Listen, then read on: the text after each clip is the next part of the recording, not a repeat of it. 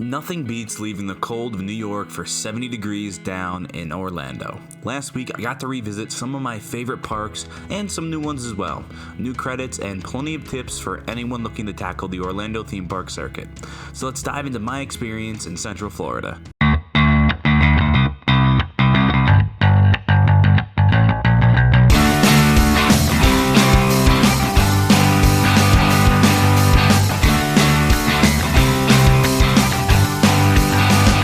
The trip began on Wednesday as we landed around 10:30 a.m. So after a rental car pickup and lunch, we headed out to check off the only two new parks of the trip, the fun spots in Florida. Now for lunch we actually stopped at Disney Springs at their barbecue place, and it was alright, wasn't the best, but wasn't terrible either. Now the atmosphere of the area is great, and we got some early shopping, which was really nice to avoid the rush in the parks and to kill some time because Fun Spot didn't open up till 2 o'clock.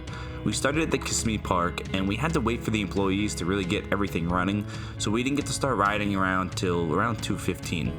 Now, I'll go into a deeper dive into the coasters and overall park experience in a later video for each park, but for now, this just felt a little more like a local fair than a theme park.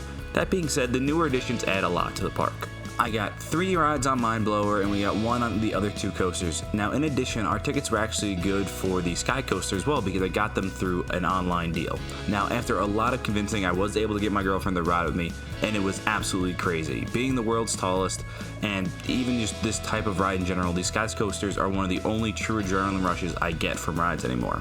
Now add in a quick go-kart ride on one of the crazier tracks I've ever done, and we were out of there. Honestly, just the steepness and sharp turns of these courses made it one of the crazier go-karts I've ever been on.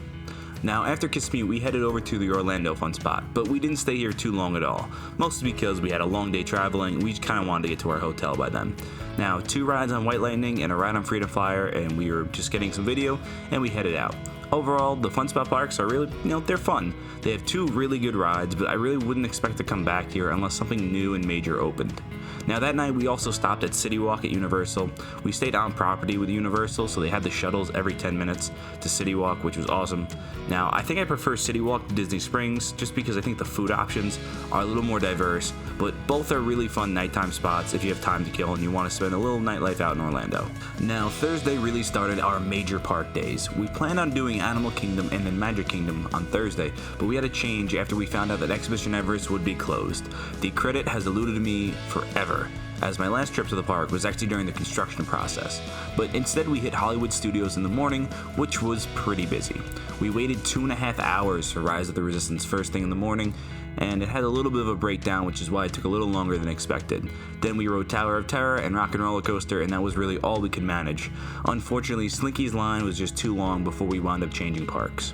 Now, Magic Kingdom wasn't empty, but it was definitely more spread out than Hollywood was. We got rides on Laugh Floor, Space Mountain, Seven Dwarfs, Big Thunder Mountain, and Pirates of the Caribbean.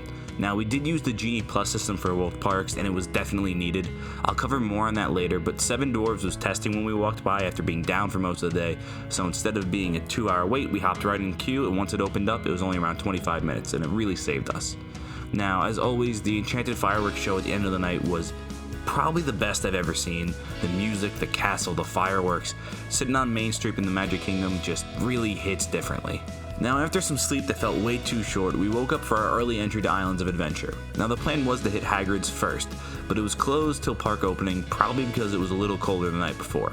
So instead we did Velocicoaster, Forbidden Journey, and Flight of the Hippogriff in about 30 minutes before getting in line for Hagrid's. Now Universal felt pretty empty compared to Disney, as we moved on to Hulk and Spider-Man before switching parks.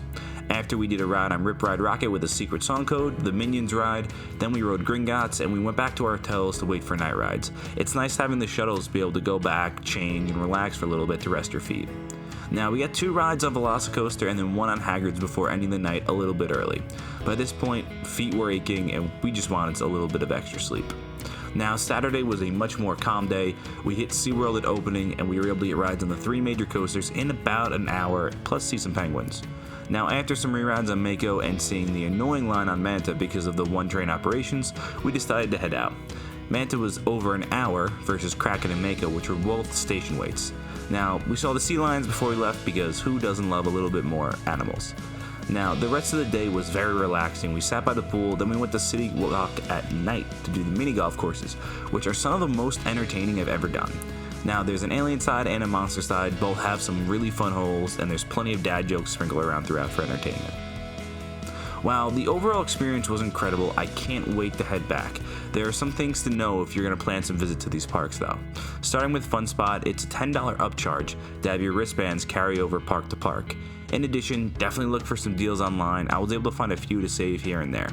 Now, I was able to save $10 personally and get the Sky Coaster included. Other than that, at the Kissimmee Park, the Hurricane Coaster is actually located about a block away from the park, so just check the map to make sure you know where you're going for that one if you want that credit. For SeaWorld, multiple rides did not open right away, and there was a private event in the park that day, and they were given priority to ride the roller coasters before we were, even when park opened at the same time, which was a little frustrating. Now, I recommend doing the Penguin exhibit first thing because that line grew fast. We waited about 5 minutes, but after about 20 minutes, it was already up to 45. Same with Manta due to the operations and loading times. Like I said, they only ran one train on a Saturday, which seemed like a miss. Other than that, it's basically like any other park. For Disney and Universal, if you can afford it, I really highly recommend staying at their hotels for the days you visit their parks. So if you plan on doing both and you can do 2 days at Disney and 2 days at a Universal hotel, early entry will save you literally hours. For Universal, it can get really busy on the weekends and the high seasons, but the weekdays and off-season days seem to be pretty quiet from my experience. Plus, making use of the single rider lines turned 60-minute waits on Velocicoaster, Hulk, and Gringotts into 5 minutes or less. Plus the early entry, we didn't wait longer than 10-15 minutes for anything. Now, I really recommend these for re-rides with the single riders with any groups of 4 or less. The only time that we saw a line was when Velocicoaster was giving rides at night. Other than that, everything was walk-ons, 5 minutes or less, and we all got on the same train every time, which was pretty impressive. Now, for Disney, you have the Genie Plus system, which is so worth the $15 we spent. If you stay on property, it'll allow you to pick your first fast lane at 2 hours before the park opens, when everyone else has to wait till park opening. Which is why Rise of the Resistance and Slinky didn't have any landing lanes by the time the park opened.